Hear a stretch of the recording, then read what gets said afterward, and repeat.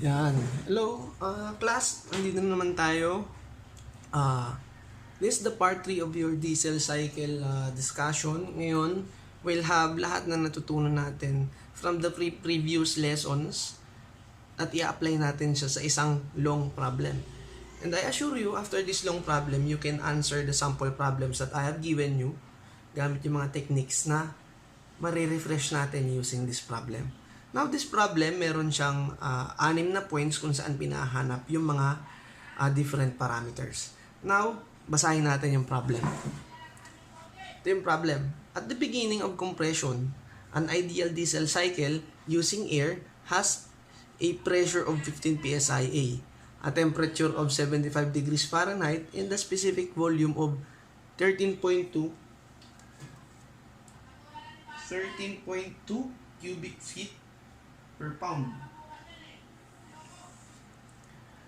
For a compression ratio of 15 and a heat addition value of 352 BTU per pound, calculate the following. 6 ang pinahanap niya.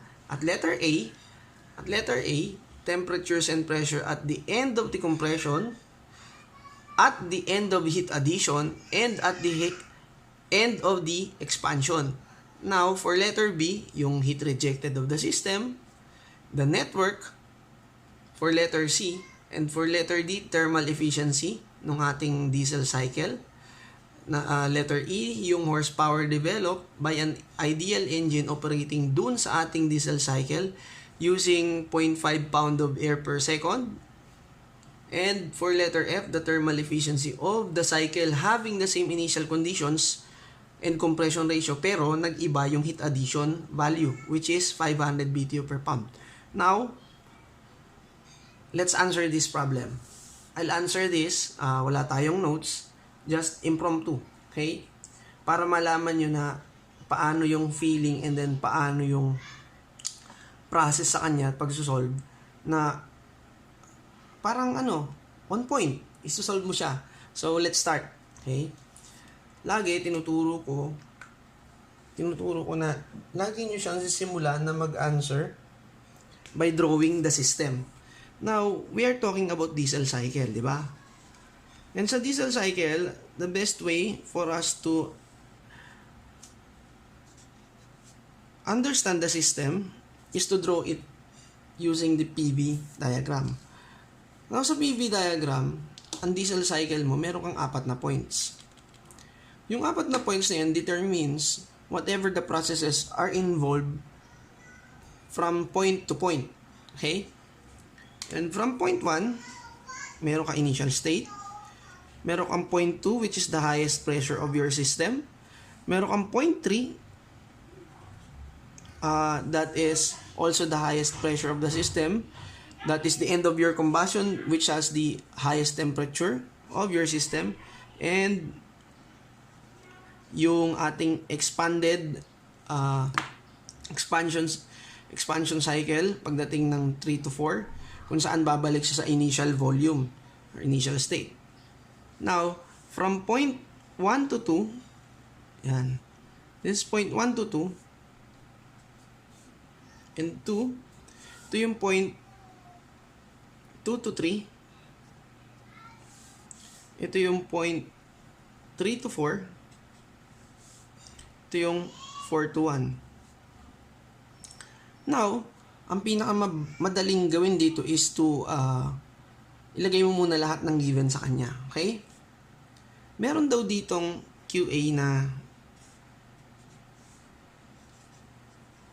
ang value ng iyong QA is 352 BTU per pound. Now, missing yung iyong QR. Wala ang QR dito. Given ang iyong RK, which is 15. Given lahat ng nasa point 1 mo. And let's annotate that. Meron kang given dito. Point 1. Wala ang given sa point 2. Isosolve mo rin yung point 3. Okay? Now, lista natin muna yung mga given. Meron kang P1, is equal to 15 PSI absolute. Meron kang T1, which is 75 degrees Fahrenheit. Now, i-add mo na kaagad ng 460 to make it absolute. That is 460 plus 75. 535 degrees Rankine.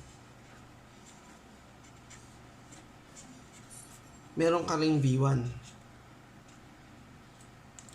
which is 13.2 cubic feet per pound. Now, since meron na tayong lahat ng points at 1, pwede nating masolve si V2 using yung ating RK. We note that RK is equal to 15 and equal naman siya sa V1 or the maximum volume of your system divided by the minimum volume of your system. Now, masasolve natin si V2. Dito natin ilagay. So, V2 will be equal to V1 over RK. Ano nga ba yung V1? That is 13.2 cubic feet per pound. I-divide natin ng 15. Now, your V2 is 13.2 divided by 15. Mababa nga siya. Sobrang baba. So, 0.88 cubic feet per pound. Meron na tayo na solve na isang point.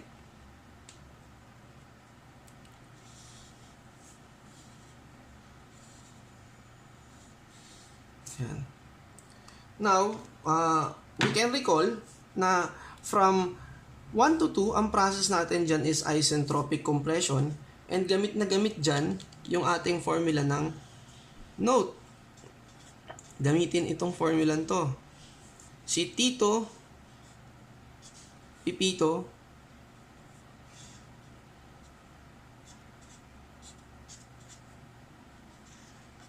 Kik,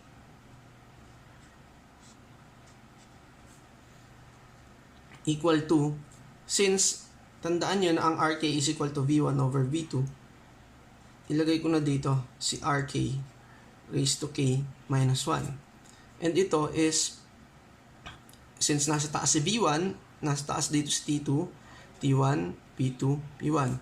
I-solve natin yung mga value ni T2 and P2. But the most used way is to solve muna yung isa kapag nakuha natin. Since dalawa na yung nakuha natin na parameters at point 2, ibig sabihin pwede natin gamitin yung ideal gas law, which is PV is equal to MRT equation. Okay, solve muna natin si T2. T2 will be, yakit ko na si T1, i-multiply ko kay RK, T1 multiplied by RK raised to K minus 1. Now, T1 is 535 degrees Rankine. I-multiply natin sa compression ratio na 15. Ang binigay dito is a hot air standard. Note, K is equal to 1.4. Is 1.4 minus 1 equal to, solve natin dito, 535 multiplied by 15 raised to 1.4 minus 1. The answer will be 1580.485. 1580.485 degrees Rankine. So, meron na tayong T2. Since meron na tayong V2 and T2, pwede na nating masolve si P2. Now, for P2, gamitin na natin yung PV-MRT equation. Or, pwede na rin natin itong gamitin, T2, P2, Kik. And meron na tayong ginawang shortcut, as you can recall, P2 will be equal to P1 multiplied by RK raised to K. Sinimplify na natin yon. Si P2, magmula tayo kay P1, which is 15, multiplied by 15 raised to 1.4. 1.4. Tataas talaga yung kanyang pressure. So, P2 is 15 times 15 raised to 1.4. That will be 664. 664.68 or 690. 664.690 PSI. Now, meron na tayong mga values sa point 2. Solve naman natin si point 3. Okay? Meron na tayong value for V2, value for P2, T2. Si T3 naman ang isa-solve natin. Okay? Let's get another sheet.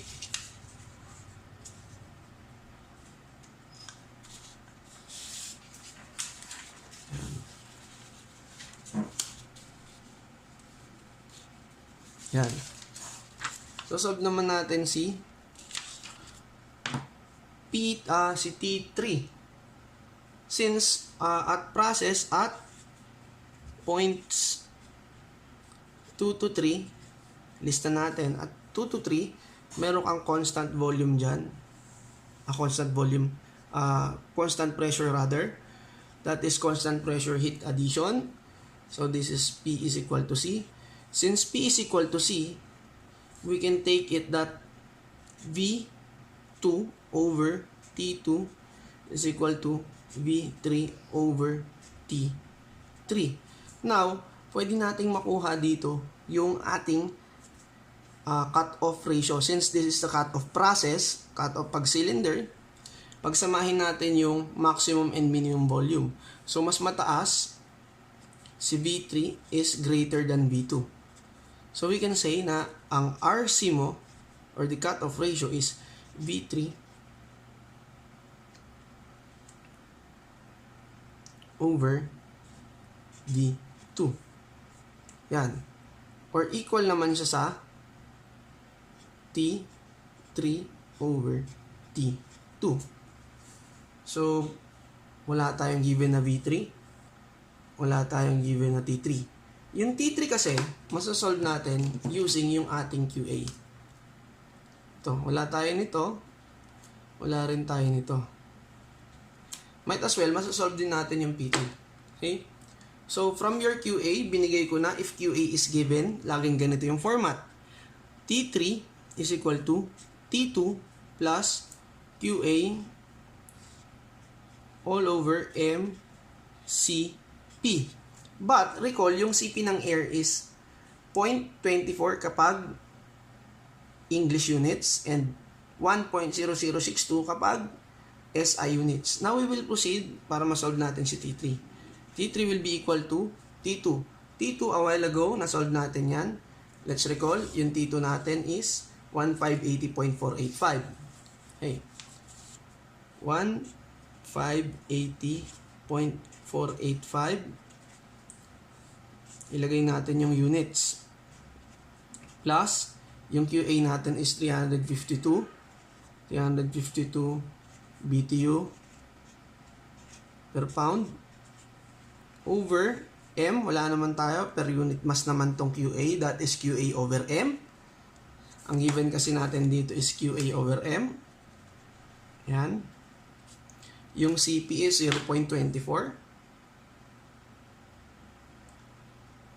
0.24 BTU per pound degree Rankine. Cancel natin yung same units.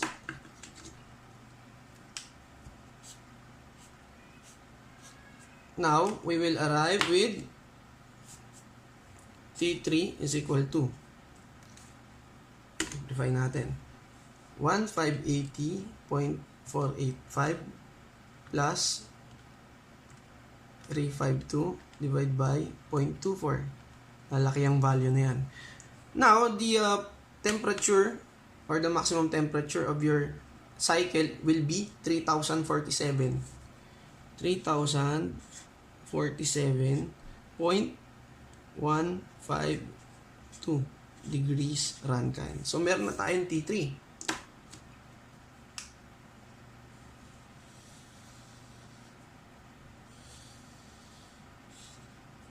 Yung T3 natin, hindi pala natin pwedeng isolve na yung P3 kasi equal naman siya sa P2. Na-solve na yun. So, T3, P3. O yun, pwede na nating ma-solve si V3. Using PVMRT equations. Note, dalawa na yung ano natin. Dalawa na yung parameters. Meron na tayong T3, meron na tayong P3. Okay? Pwede nating ma-solve si V3. Kaya lang medyo mahaba ang ating solution. So, let's see. Note, use PVMRT. PV is equal to MRT equation. Kasi, P2, P3, and T3 is given na. Meron na tayo niyan eh. Ang daming technique para gamitin mo yan. Pwede kang maggamit itong equality na to para makuha mo si V3. Pero mas gusto kong gamitin yung PVMRT ngayong point na to. So, V3 will be equal to M R T3 over P3. Now, dito tayo magkakatalo-talo. So, M, pagpalagay natin, this is a unit mass system. So, that can be cancelled out. Yung R will be 53.34 air standard. Feet pound per pound degree Rankine. Multiply natin sa T3 which is the highest. 3047. 3047.152 degree Rankine. Ni-divide natin ng P3. Ang P3 natin is equal to P2. We'll recall na ang P3 natin is equal to P2. Ayan o. P3 is equal to P2. So, 664.690 PSI. 664.690 PSI. Pound per inch squared. Eh ngayon, walang kamukha si inch squared. So, i-multiply lagi natin ang PSI ng 144 inch squared, yung conversion unit niya to feet squared. Para maka-cancel natin yung inch squared dyan. So, cancel natin yung same units. Ang hinahanap lang naman natin is volume. This will be pound, inch squared, degree Rankine. Now, solve natin using our calculator. 53.34 times 3047.152 divide by 664.690 times 144. I bet medyo mas mataas siya kaysa sa 0.2 pero mas mababa siya sa 0.1. So this is correct, 1.6981. So V3 will be equal to 1.6981 cubic foot per pound. Solve na natin siya. Ang solve na lang natin dito is the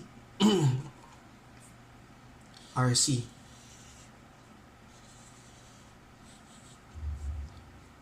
RC na. Pwede natin masolve. So, we can say na RC is equal to V3 over V2. So, V3 over V2 is 1.6981 over your V2 is 0.88. You know, V2 is 0.88. 0.88. Since non-units yan, and same units naman, hindi natin kailangan nilagay yung unit. So, 1.6891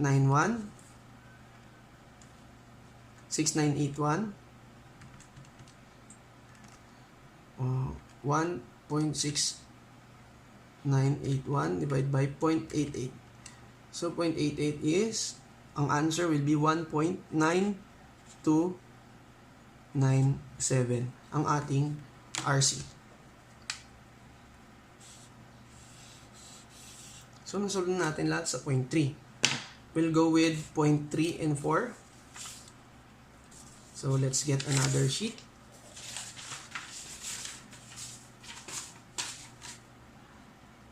Set aside muna natin yon. Now, at points 3 to 4, isentropic expansion na naman to. We can say na pwede natin gamitin si Tito Pipito. Meron ba tayong given dyan? Meron tayong P3 and we recall, meron tayong P3 and V3. Meron din tayong T3. So, nakuha natin yung point sa 3. So, P3, T3, and P3, T3, and V3. All given yan. Check natin. Okay? So, pwede natin gamitin yung relationship. Now, ang binabasehan kasi natin dito is the higher volume. Since ang mas mataas na volume is V4 is greater than V3. So, yun ang sundin natin. So, V4 over V3 raised to K minus 1 equal to, equate na natin siya kay Tito Pipito. Si Tito Pipito.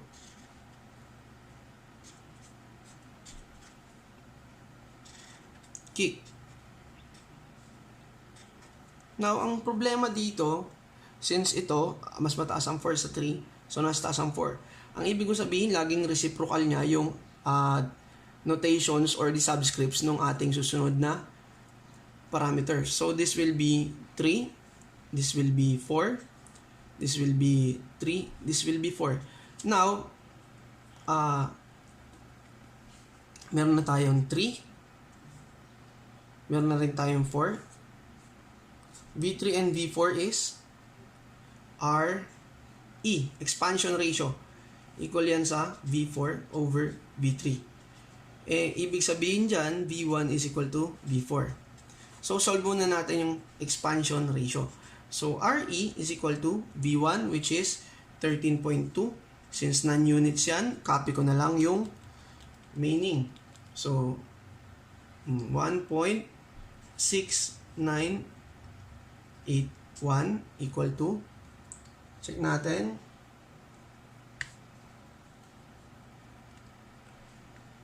this will be 13.2 divided by 1.6981.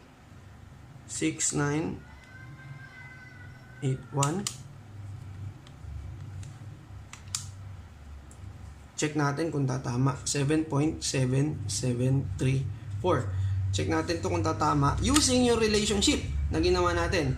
Note na ang RK is equal to RC multiplied by RE. Recall natin to, okay? Recall natin yung ginawa natin na relationship sa kanila. If proven right, ibig sabihin tama yung naging process natin. So, meron tayong RC, meron tayong RK. So, RE will be equal to RK divided by RC. Ano ba yung RK natin? That is 15 divided by RC, 1.9297.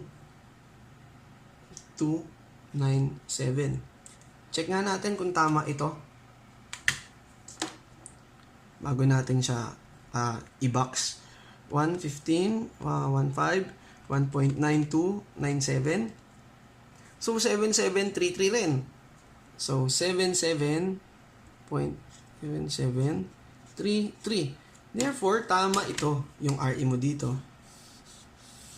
And tama rin ito. Ang daming paraan para ma-solve mo siya. Okay? So, we'll go with solving yung parameters dito. Which is, solve na natin si T4 and P4. Gamitin na lang natin to, yung RE. Okay? So, solve muna natin si P4. P4 will be equal to, syempre, mas mababa ang pressure mo. P3, divide na lang natin ng RE raised to K. So, P3, again, we can recall na ang P3 is equal to P2 P3 is equal to P2. Pakita ko ulit. Ayan o, P3 is equal to P2. 664.690. 664.690. Taas ko lang. 664.690 pound per inch squared or PSI. RE is 7.7734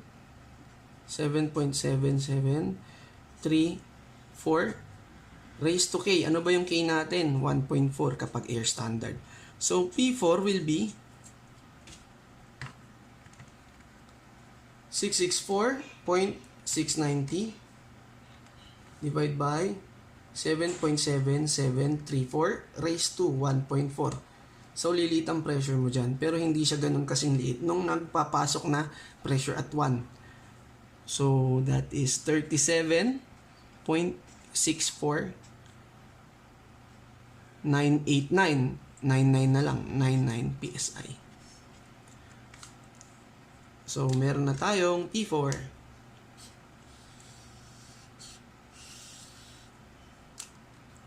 For T4 naman, T4 will be equal to T3, the highest temperature of your combustion, divide by, recall dito, K minus 1. RE raised to K minus 1. So, this will be, ang highest temperature of your combustion, recall natin, is T3. Ayun o, 3047.152. 3047.152. 0.152 degree Rankine. Lagay natin yung unit.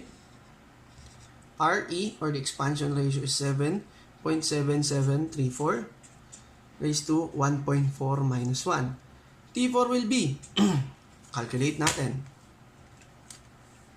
3047.152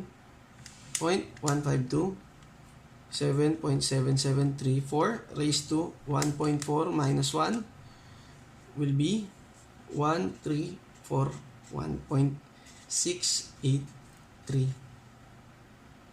6823.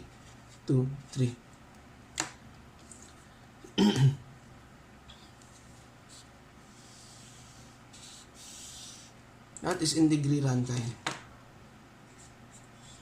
So, meron na tayong mga points sa part A. Ano lang ang hanapin natin?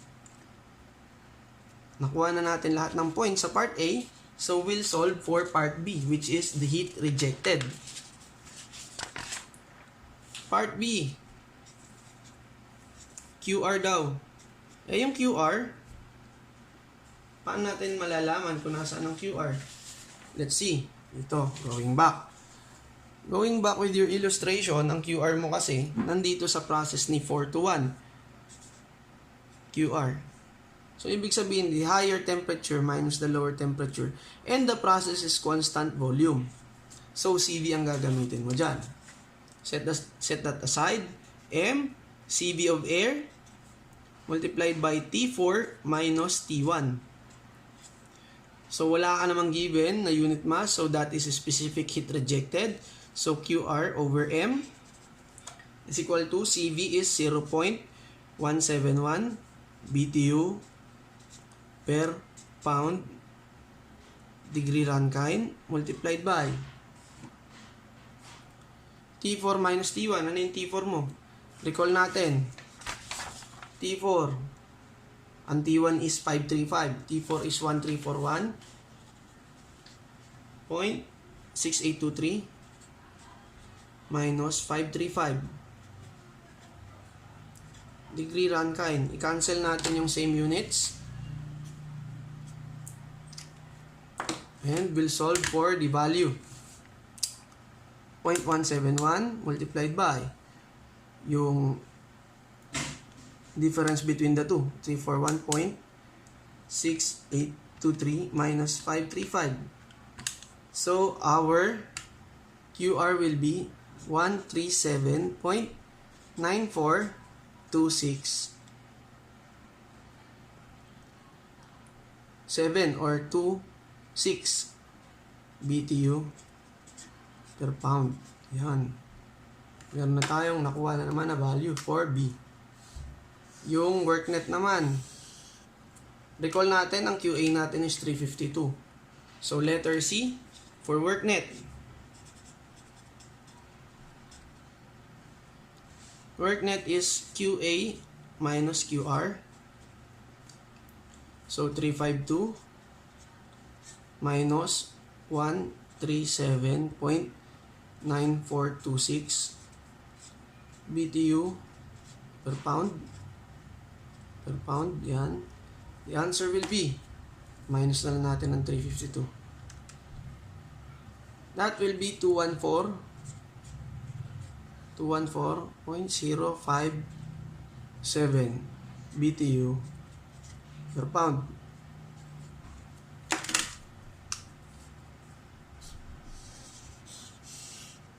Now, pwede na natin makuha yung ating thermal efficiency using dalawa. Kunin muna natin yung letter D.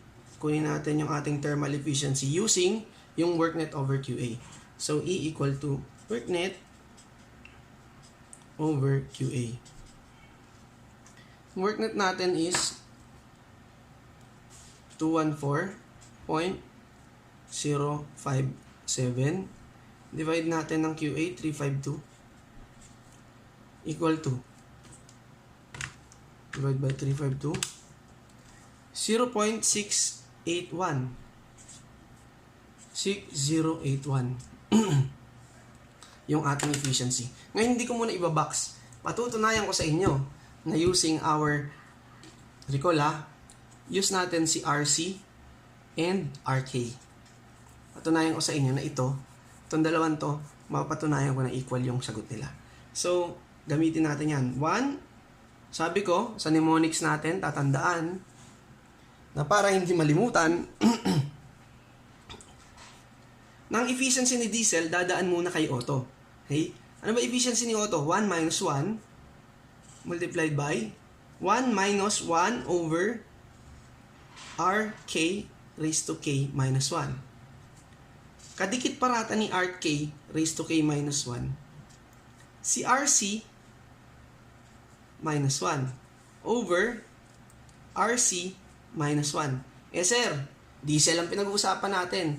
Si K nasaan? Kapag nasa taas din si K. Kapag nasa baba din si K. I-multiply mo ng buo. Hey, pasok natin yung value. So, 1 minus yung 1. Recall natin si RK is 15. 1.4 minus 1 multiplied by yung RC. Ano ba yung RC natin dito? Recall natin, ang RC natin is, ayun, recall natin, ang RC natin is 1.9297. 1.9297.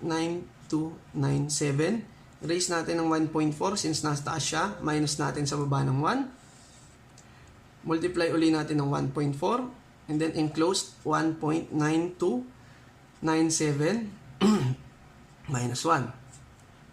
Okay, may type dito sa calcu kung paano mo siya i-solve.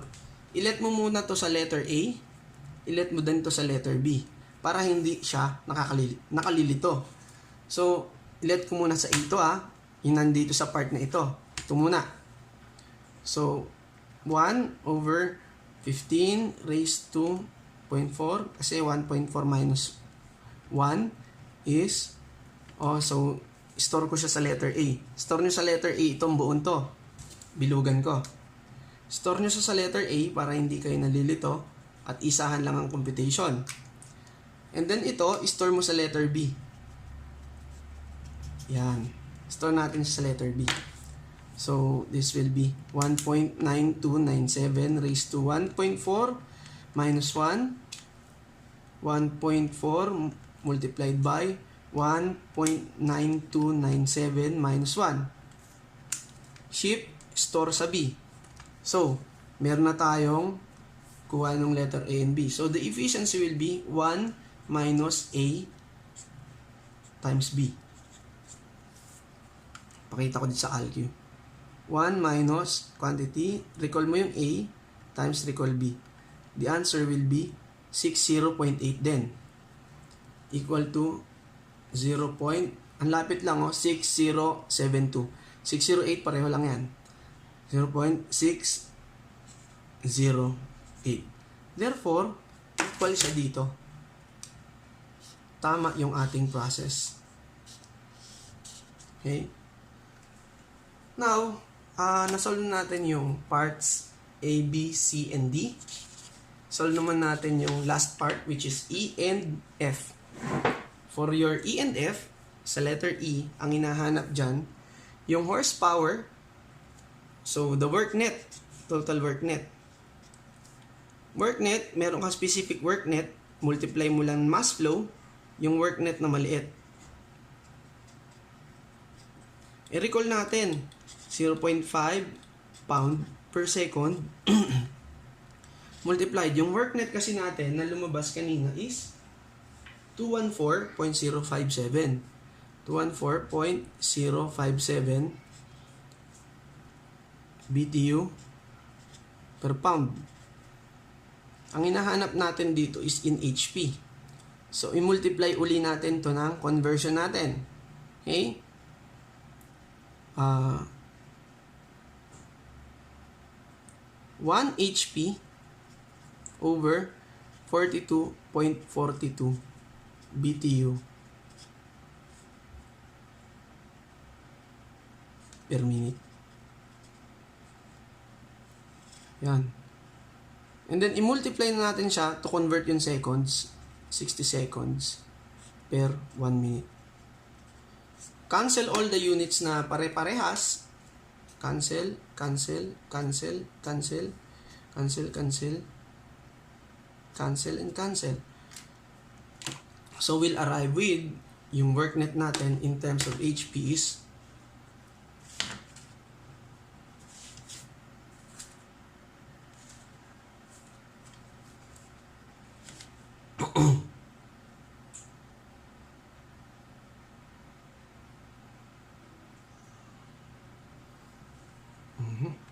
0.5 multiplied by 0.1 and 214.057 times 60 divided by 42.42.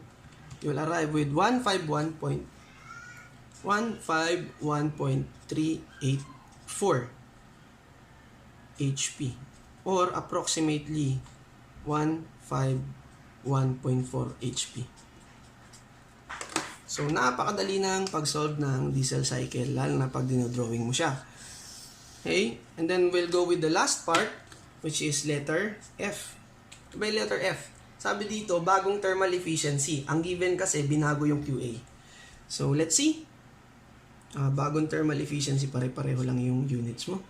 So, letter F, thermal efficiency, ang QA mo dyan is 500 BTU per pound. Pareho yung initial states. Okay? So, isolve na natin si T3 dito. Dito pa lang. T3 is equal to T2 is 1580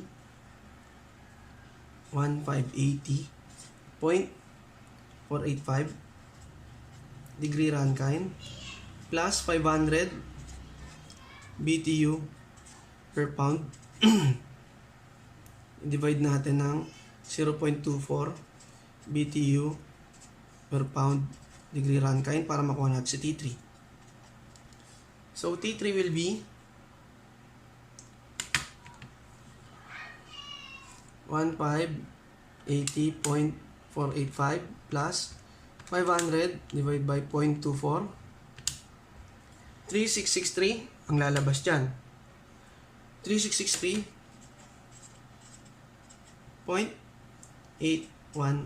degree Rankine. Solve natin. Medyo mahaba nga itong problem na to pero maganda siyang practice. You can solve in minutes. So, pwede nating masolve din si V3. Meron na tayong P3, T3. So, V3, solving tayo using our relationship.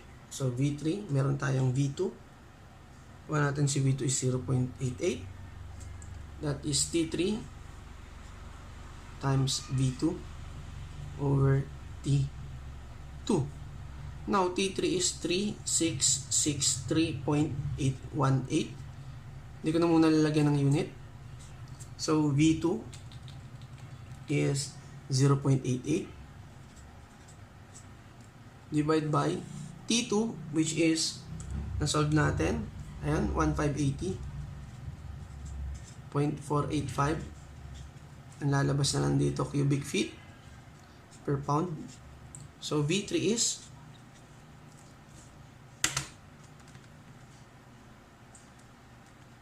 818 times 0.88 divide ng 158 T.485. So, 2.0399.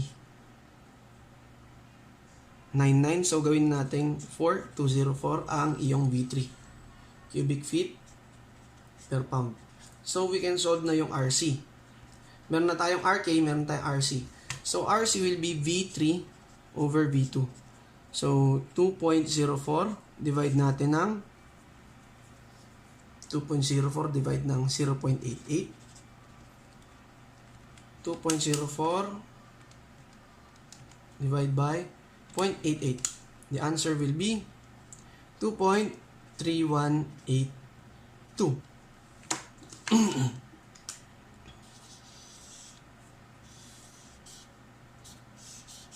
So, RK, recall, hindi naman nabago. This is 15.